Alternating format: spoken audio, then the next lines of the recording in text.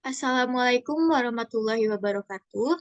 Perkenalkan, nama saya Anissa Romziati dengan NIM 2113412, program studi D3 Manajemen Perdagangan, Fakultas Ekonomi Universitas Negeri Padang. Baik, pada kesempatan kali ini saya akan mempresentasikan UAS dengan mata kuliah Manajemen Keuangan 2. Untuk soal yang pertama, yaitu jelaskan kebijakan struktur modal dan pentingnya kebijakan struktur modal bagi perusahaan.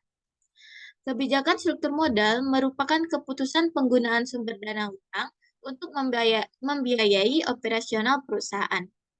Penggunaan utang mempunyai konsekuensi menanggung beban biaya bunga. Semakin besar jumlah utang, maka semakin besar biaya bunga yang harus ditanggung, sehingga dapat meningkatkan risiko kebangkrutan.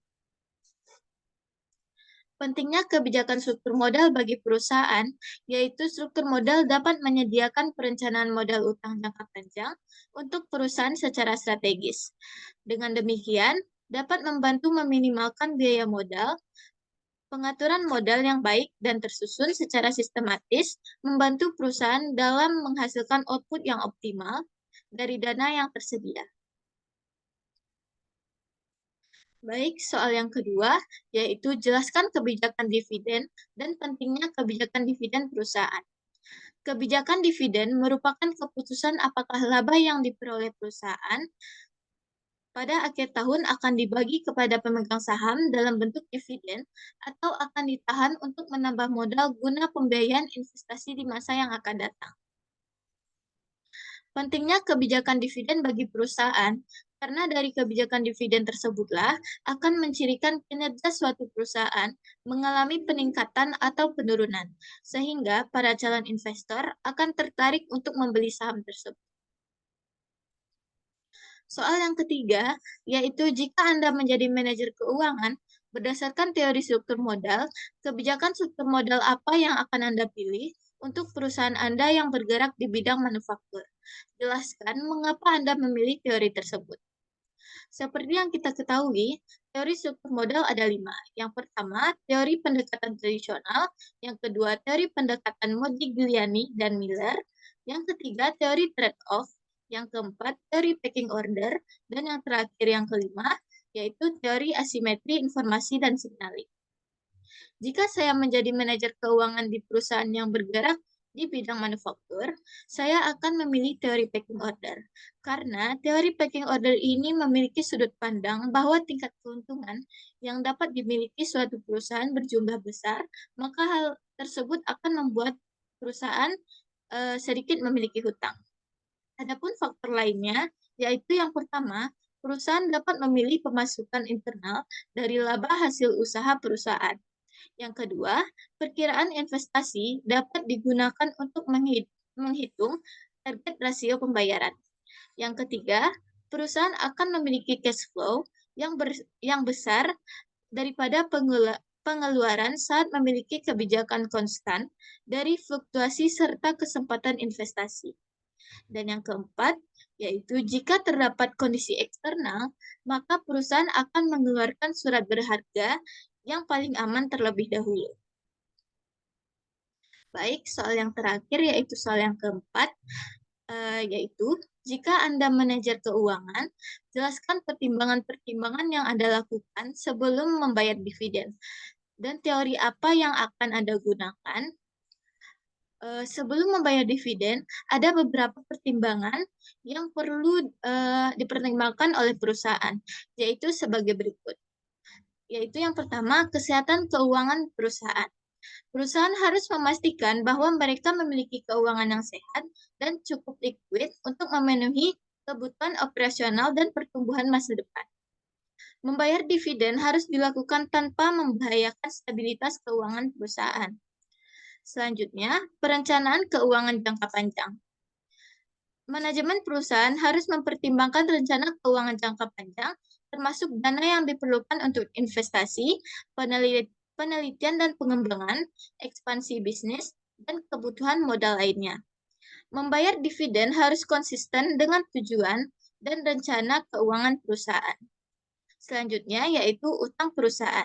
Jika perusahaan memiliki utang yang signifikan, pembayaran dividen harus dipertimbangkan dengan hati-hati. Prioritas harus diberikan pada pembayaran utang yang lebih penting atau mengurangi utang sebelum membagikan dividen kepada pemegang saham.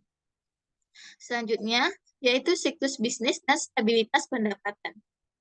Perusahaan harus mempertimbangkan stabilitas pendapatan dan siklus bisnis di industri tempat mereka beroperasi. Jika perusahaan mengalami fluktuasi yang signifikan dalam pendapatan atau menghadapi ketidakpastian dalam masa depan, pembayaran dividen mungkin perlu disesuaikan. Baik, selanjutnya yaitu persyaratan hukum dan regulasi. Perusahaan harus mematuhi persyaratan hukum dan regulasi terkait pembayaran dividen yang yurisdiksi tempat mereka beroperasi. Ada batasan dan ketentuan yang perlu dipatuhi, termasuk rasio dividen yang diizinkan dan persyaratan modal minimum. Baik, selanjutnya yaitu preferensi pemegang saham. Manajemen perusahaan harus memperhatikan preferensi dan harapan pemegang saham. Jika pemegang saham mengharapkan dividen yang konsisten atau ada tekanan dari pemegang saham institusional, perusahaan mungkin perlu mempertimbangkan pembayaran dividen. Dan yang terakhir yaitu alternatif penggunaan kas. Perusahaan harus mempertimbangkan alternatif penggunaan kas yang tersedia.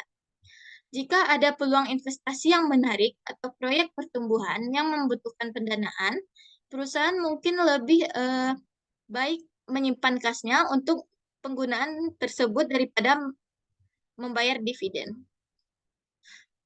Pertimbangan-pertimbangan ini dapat bervariasi tergantung pada situasi dan karakteristik spesifik perusahaan. Keputusan tentang pembayaran dividen harus didasarkan pada analisis yang cermat dan mempertimbangkan kepentingan jangka pendek dan jangka panjang perusahaan serta pemegang saham.